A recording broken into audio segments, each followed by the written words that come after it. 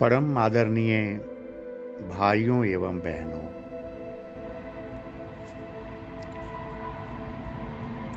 साधना मार्ग से जुड़े हुए बहुत से साधकों के एक प्रश्न बार बार आते हैं कि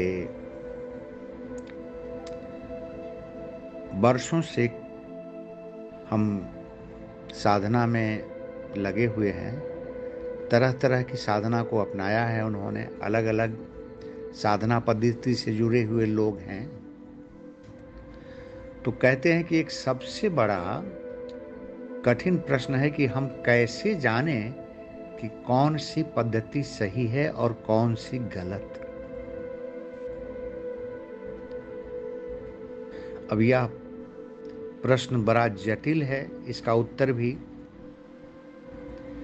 कि कैसे जानें। मान लीजिए कोई पद्धति सही हो, लेकिन यदि उसे सही तरीके से जैसा उन्हें समझाया गया है, कहा गया है, और वो नहीं कर रहे हैं, तो उसका बहुत स्वाभाविक है, उसका परिणाम उनको नहीं मिलेगा। अब संभव है कहें कि नहीं, ये साधना पद्धति गलत है। तो इस तरह के लोग चाहे जितना समय लगा लें, जो भी कर लें,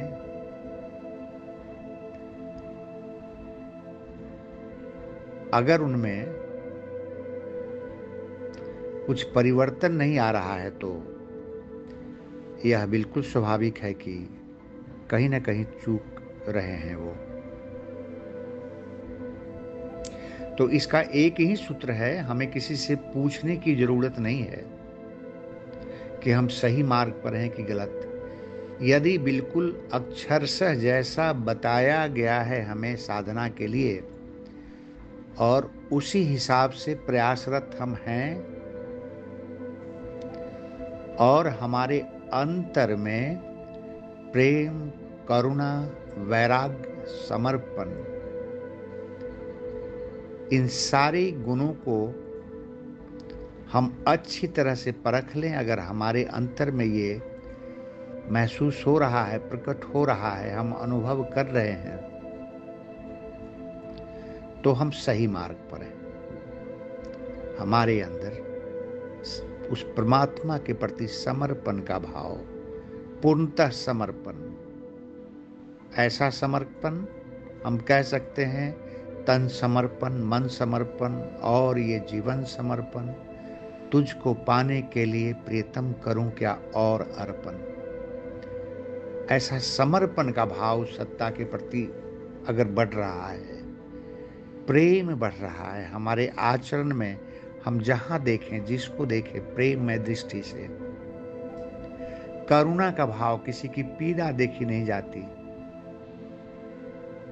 वैराग्य की दशा पैदा हो रही है, बहुत सारा सांसारिक जो खिंचाव है वह कमजोर हो रहा है, कुछ वैराग्य की दशा हम महसूस कर रहे हैं कि जीवन का परम लक्ष्य कुछ और है।